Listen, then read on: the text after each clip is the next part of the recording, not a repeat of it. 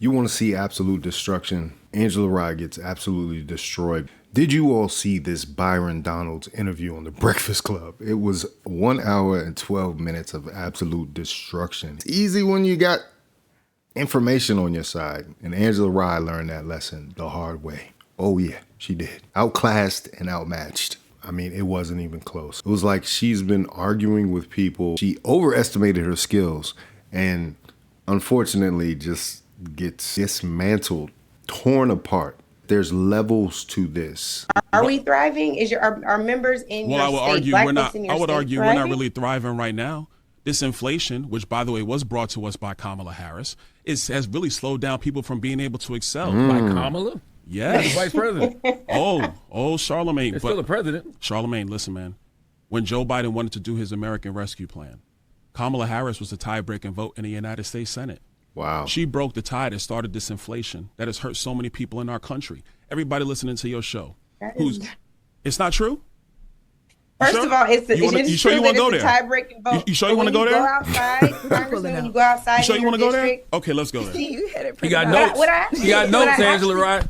That's fine. I have notes too. I'm gonna give it to Charlemagne. Note I have today I'm gonna give it to Charlemagne. is that on every hold question it. I've asked, because Angela, hold on now. For every infrastructure project in your community, you can go to should third go page, out just and the highlighted thank portion. Joe Biden and Kamala Harris and the Congress that voted for the American Rescue Plan. Angela, that's what should be happening. Larry Summers wrote an op-ed back in 2021. Larry Summers was the Treasury Secretary for Bill Clinton. He was an economic advisor to Barack Obama. Mm-hmm. He said that the American Rescue Plan that Joe Biden wanted, that Kamala Harris was the tie-breaking vote in the United States Senate, would create a massive inflation that we have not seen in a generation. Well, guess what? Larry Summers was correct. You know who also was correct, Angela? I was, because I was in the Budget Committee when they brought the bill. And I said in that committee, it's going to cause massive inflation. That's what happened. So the problem we have in our economy today is that prices have gone up massively. Wages adjusted for inflation is down. People's pocketbooks are hurting. But we have a presidential election in 40 days. So, and I'm gonna ask Envy this question. Envy, you're in the housing business as well. I know because I listen to the show. Interviewed. No, I'm just asking them a question. Chill, Angela. So I listen to the show. I know you do a lot of business in housing. Mm-hmm. Would you hire somebody that broke up stuff in one of your houses to fix the other houses? Wow. Exactly. She broke the economy. I'm not going to do this morning, Byron. Why are you not going to do this, Angela? Because I'm bringing facts. Hold on now. So now I'm bringing facts and you don't want to do it no more? Come on now, Angela. That's not right. I'm bringing facts. I thought we were going to have a fact-based conversation. I want to have a fact-based conversation. They wanted to have a fact-based conversation, and she was not ready for that.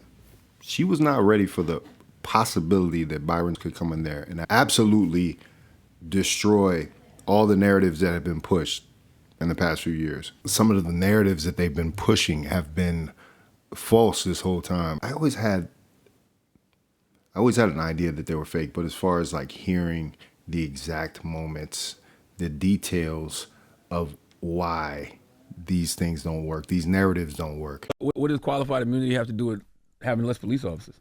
Because the economic incentive of qualified immunity means that your personal assets aren't gone after if something goes wrong. So, you're in business. Do you get involved in a project or a deal that leaves you massively exposed financially? You may, depending on your passion for that project, but then you also sit back and think, now, wait a minute, if something goes wrong, I'm going to be held massively liable. Maybe I need to do something else. When something goes wrong, we're talking about people getting violently hurt or killed. Yeah, clearly. And I named people that you brushed over. But it's when somebody clearly violates a constitutional right. And when you violate a constitutional right, qualified immunity doesn't apply to you. And that's what I'm talking about. It does not. And Angela, don't do that. It does not. I thought that was the definition. No, it does not. I thought that was the definition. No, it does not. If you carry yourself outside of the confines of your training and the protocols of that department, qualified immunity doesn't apply to you. It does not. That's not true. That is very true. That is very true. That is patently false. It's patently true, and we need to make sure we have that accurate. We cannot make that statement because you have a lot of officers out here who do their job with honor and dignity and respect for the people that they serve. Well, it They says, do. okay, listen, qualified immunity is a legal doctrine that protects government officials from civil lawsuits when they perform their jobs unless they clearly violate a constitutional right. That's exactly what I'm saying. And what is a violation of that right is when they're outside the norms of their training and the protocols of that department or that agency. But here's the main thing, because we can actually go past qualified immunity, because this is the place where you've refused to answer both on Donald Trump's accountability and on the law enforcement that you love so dearly. Right. What we know is that he's seeking full immunity, like the same immunity he now has because of the Supreme Court, because of the corruption of the Supreme Court. Well, now let's see if that's true or not. Let's see exactly what he's seeking with his qualified immunity, because the common narrative has people saying exactly what Angela Rye is saying. If that's not what he means, and people just ran with it, then these things need to be corrected. These things need to be corrected on the record. That we're going to give immunity to police so they can do their job. I'm giving federal immunity to police officers so they can do their job. It's from the NABJ. By a deputy sheriff. The deputy has since been charged with murder. You said police would get immunity from prosecution if you win. Why should someone like that officer have immunity, in your opinion? Immunity? I don't know the exact case, but I saw something, and it didn't look good to me. It didn't look good to me. Are you talking with the water, right? Yeah, well, police unions are not backing this person either. But again, they're going to be charging the officer? I guess they're charging the officer. So why should he receive immunity? Well, he might not. I mean, it depends. It depends on what happens. I'm talking about people that are much different cases than that. We need people to protect ourselves. And by the way, in Chicago, as an example, a few weeks ago, July 4th weekend, they had 117 shootings and 17 deaths. Nobody wants that. Nobody wants that. We need to have our police officers have the respect and dignity back. In this particular case, I saw something that didn't look good to me. I didn't like it. I didn't like it at all. So, can you get a little more specific back to the immunity question? Who would make those Well, right now, for the most part, people are protected by their unions, by their police unions, or by their police departments. But I'm saying if I felt, or if a group of people would feel that somebody was being unfairly prosecuted because the person did a good job maybe with crime, or made a mistake, an innocent mistake. There's a big difference between being a bad person and making an innocent mistake. But if somebody made an innocent mistake, I would want to help that person. What would those exceptions be? What would determine You an go innocent after mistake? somebody and it's a very close call and it's very dangerous. And they have, the policeman's life and woman is a very difficult thing, because sometimes you have less than a second to make a life and death decision, and sometimes very bad decisions are made. They're not made from an evil standpoint, but they're made from the standpoint of they made a mistake. So in line with that statement, it would line up with what Byron, and Byron also goes to further point out that it would be civilly, protected civilly. That's a big difference. Can you imagine doing a job, and if you make a mistake, if you do something wrong at your job, that you can then be not only prosecuted, but then civilly sued, and basically your life be ruined, all your life savings to be taken away. That's quite different than what Angela Rye and some people have put out here as what Trump is implying with this, that police become militarized and they become immune to prosecution, that they have no repercussions. She wants to say that the Supreme Court ruling that ruled that anything the president does in service of the office could not be prosecuted, that he was immune from prosecution. Right now is a movement of policing from states where they're not really respecting law enforcement to states where they do, or there's not that moral support for law enforcement. I was in my district yesterday. I was talking with an officer who's from Philadelphia. He was a Philadelphia officer. He now is a Fort Myers officer. I asked him, I was like, well, why'd you make the move? He goes, because up there was no support for me as an officer for what I love to do, which is serve my community. So I said, enough is enough. I'm gonna move. He went to Florida. My sheriff in Florida, he's like, I have more applications coming from officers who are in states or in localities where they're not getting the moral support or whatever they need to continue to do their job day in, day out. And so they're leaving. Well, who does that hurt? That hurts. That hurt. Who does that really hurt, though, Charlemagne? Yeah, because but if you don't have I'm just officers if you don't have officers on the streets or officers, in urban areas, who's really left in that lurch? Yeah, I'm just trying to figure out what does qualified immunity have to do with having less police officers? Because why would that? Because the economic incentive of qualified immunity means that your personal assets aren't gone after if something goes wrong. And so then I think we should just touch briefly on Project 2025, which would erode most of that progress, right? So we've already noted your overwhelming voting record with the Heritage Foundation-based agenda.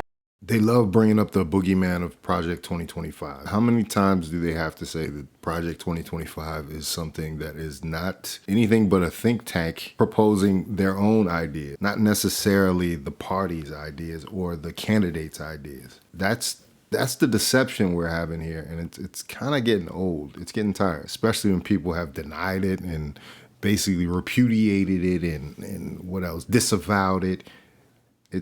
What else can they do? It's just like anybody writing a paper, writing a wish list of what they want. Doesn't mean you have to follow it. Project 2025 is a joint proposal of the Heritage Foundation and 25 of the 30 chapters written in Project. Now, I don't agree with everything Byron stands for. In fact, he is very involved with the Heritage Foundation. But that being said, and they're very influential, but that being said, doesn't mean everybody is. It doesn't mean that this is some secret nefarious plan that's going to set you back 100 years. It's not. It's just not.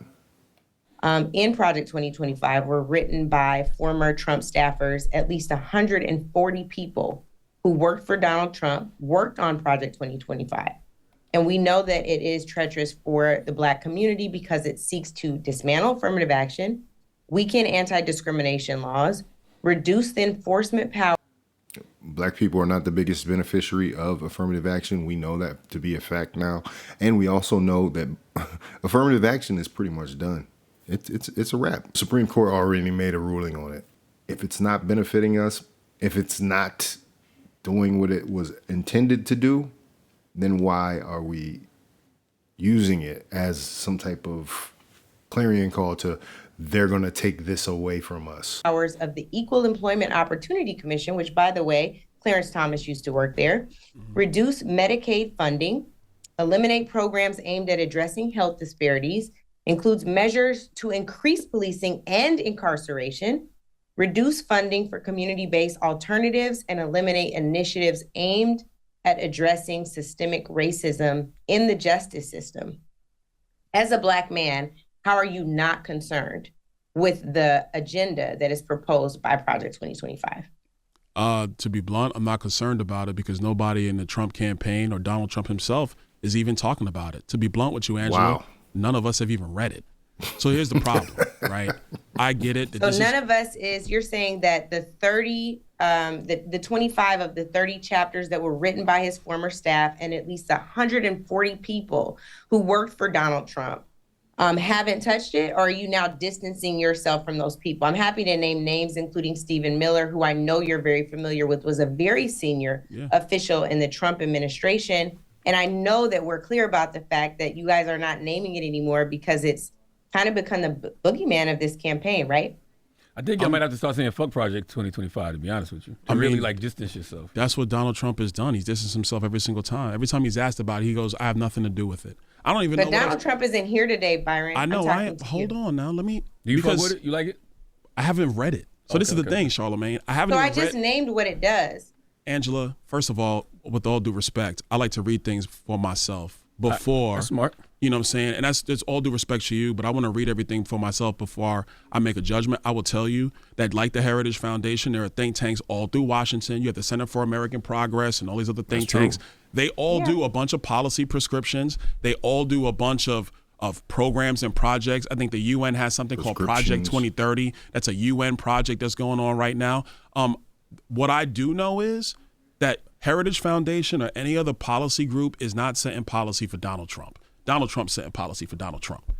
So are you he's going in to charge. distance yourself from the Heritage Foundation as well, Byron? Are you saying that Distance myself, Angela. I'm not a part of the Heritage Foundation. I'm a United right, States. but your I'm a voting United record States is congressman. 96% in alignment with what they've prescribed as policy recommendations for this country. 96%. If Kamala Harris's voting record is 96% of the time aligned with the Center for American Progress, does that mean she works at the Center for American Progress, I Angela? didn't. That's not the That's analogy exactly that what I you. made. That What is I asked exactly you the is that analogy would you you make. That's Come on now. exactly. I have a question. Sis, Well, that's maybe exactly if the you could hear analogy. and The not analogy be you make defensive, it right what now. I said was, would you distance yourself from the Heritage Foundation? Would you distance yourself from the Project 2025? Would you condemn Project 2025, noting that it will have some horrible impacts on the people who look like you, the very folks who you said that you're working overtime to ensure they have access to this economy? This project would decimate that access and would decimate the Voting Rights Act of 65, which you're still not supporting pre-clearance for,